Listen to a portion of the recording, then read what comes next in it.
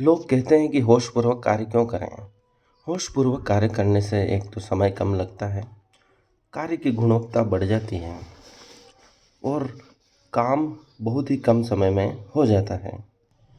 भगवान बुद्ध की कथा है कि अपने शिष्यों के साथ वह गंधकुटी से बाहर निकल रहे थे। वह नंदन वन की सैर कर रहे थे।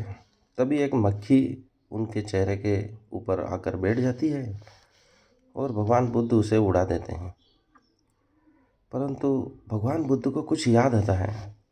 वह पुनः अपना हाथ चेहरे की तरफ ले जाते हैं और मक्खी को उड़ाने का जैसा प्रयास करते हैं, जबकि मक्खी वहाँ नहीं है। तभी आनंद ये सब घटना देख रहा होता है।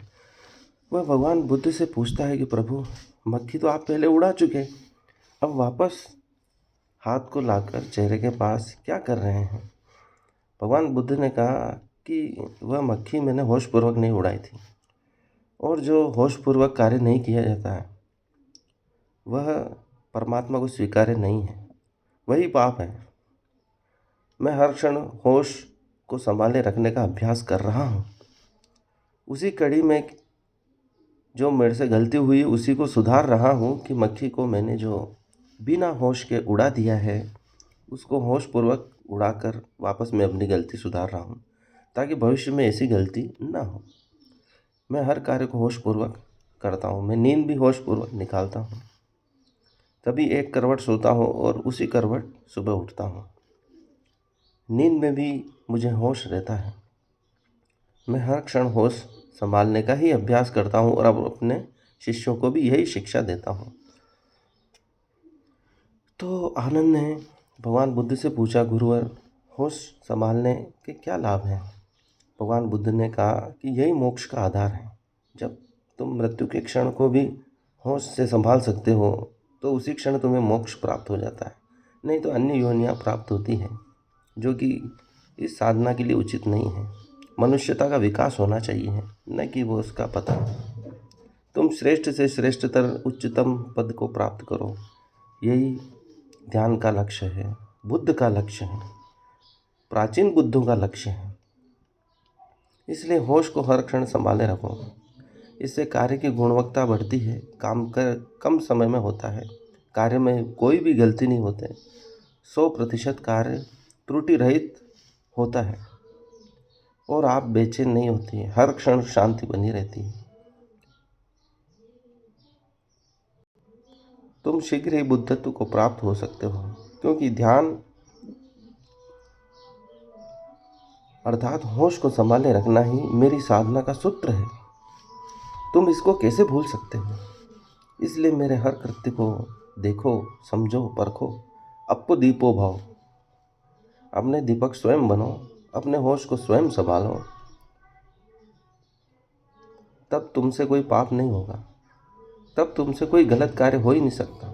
तुम जो करोगे वही श्रेष्ठतम होगा, उससे ज़्यादा कोई अच्छा नहीं कर पाए। अपने हर क्षण के होश को संभालना सीख जाओ। हर कार्य को होश पूर्वक करो। चाहे सब्जी काटो तो अपने उसमें होश को 100% लगा दो, पूरी जान लगा दो।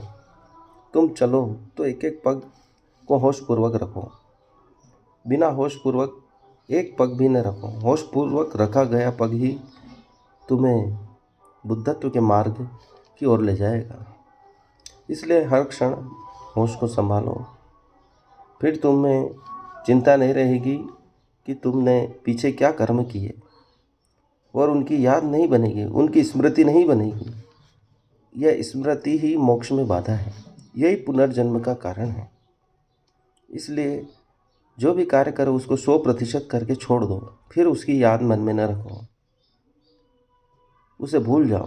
तुम पूर्ण कार्य कर चुके, अब कैसी याद, अब क्या पछतावा। तुमने होश संभाला था, होश पूर्वक ही सब कार्य किए थे, इसलिए अब उसकी कोई स्मृति नहीं बनेगी।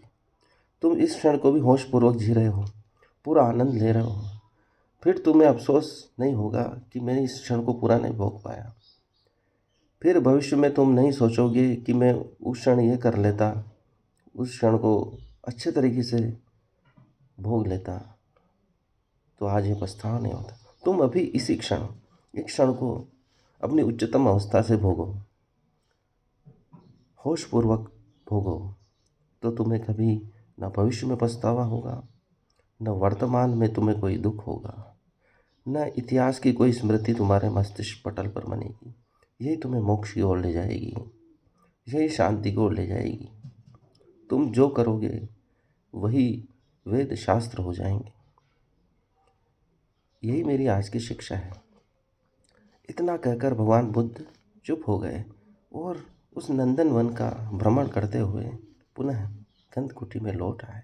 धन्यवाद। ये कथा कैसी लगी मुझे कमेंट्स में बताएं। मेरे वीडियो को लाइक करें, इसे शेयर करें, मेरे चैनल को अधिक से अधिक सब्सक्राइब करें, ताकि हम इस सनातन परंपरा की जो गूढ़ रहस्य की बातें उनको भी जान पाएं और वर्तमान युग में कैसे जीना है उसको समझ पाएं। हार्दिक आभार। मेरे वचनों को शांतिपूर्वक सुनने के लिए बहुत बहुत धन्यवाद।